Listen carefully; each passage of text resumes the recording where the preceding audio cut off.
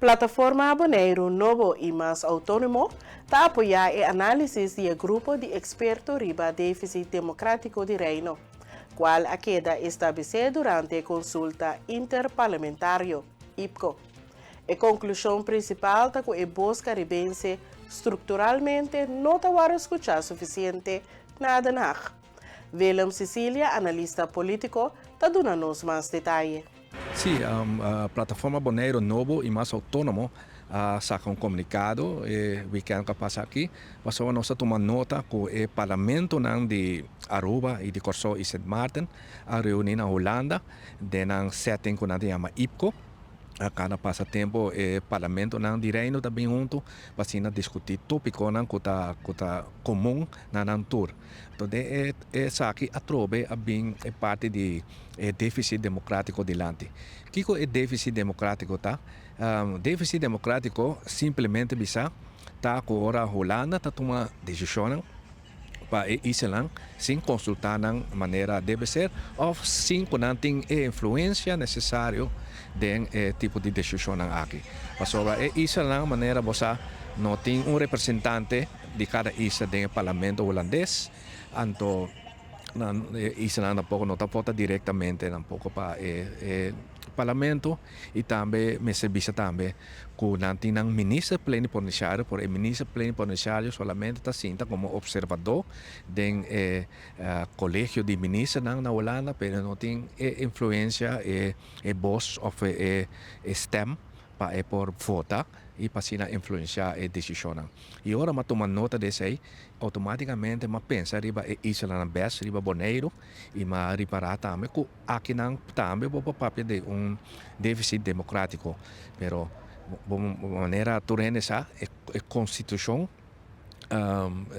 de Island, status constitucional de Island um tique diferente, ou diferente que Island Best, pero de núcleo o déficit democrático também tem a ver com a toma de decisão na Holanda sem consultar a isla, sem consultar a Bonaire e até para que nós portem algo de vista no processo de decisão aí.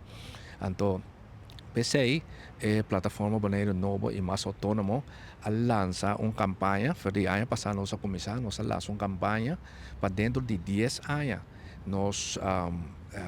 Nós temos mais direito, também mais igualdade de status constitucional que nós temos no momento aqui e também vai aumentar nossa autonomia na Bonaire, que nós não temos mais coisas de visa, ora não tomar decisão na Holanda para o assunto aqui na Bonaire.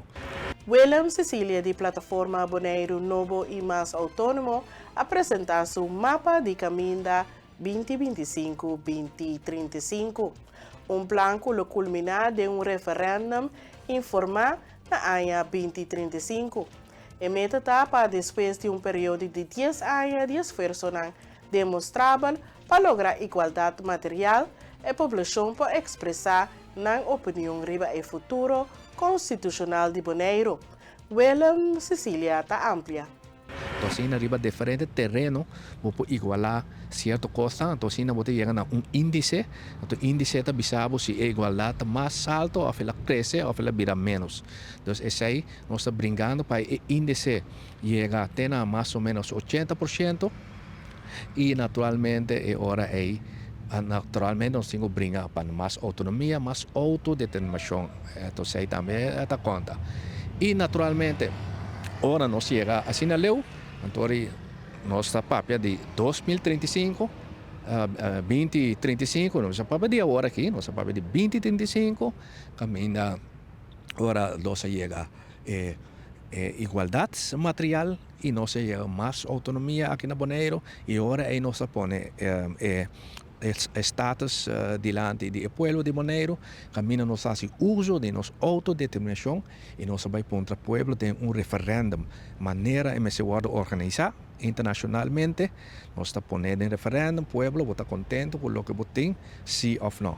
No momento aí o povo decisivamente lo va a decidir ahora si está contento con su estado que tiene en el momento aquí y ahora nos puede seguir trabajar y hacer un poco más mejor. Entonces esa es la ruta de camina con nuestra plana de 2025 para 2035 y naturalmente hobby y gente contra bom, tá partido político está lançando, fala assim, não, nós estamos lançando um partido político, nós somos plataforma Bonaire Novo e mais autônomo, essa é nossa briga, nossa briga para igualdade, nossa briga para mais autonomia, pero se tem partido não político a abrir para por participar e quer adaptar nosso programa, nossa sempre contento para esse partido, explicar e para assim não por adaptar e não para nós, não, mas a mim me externa nada mais.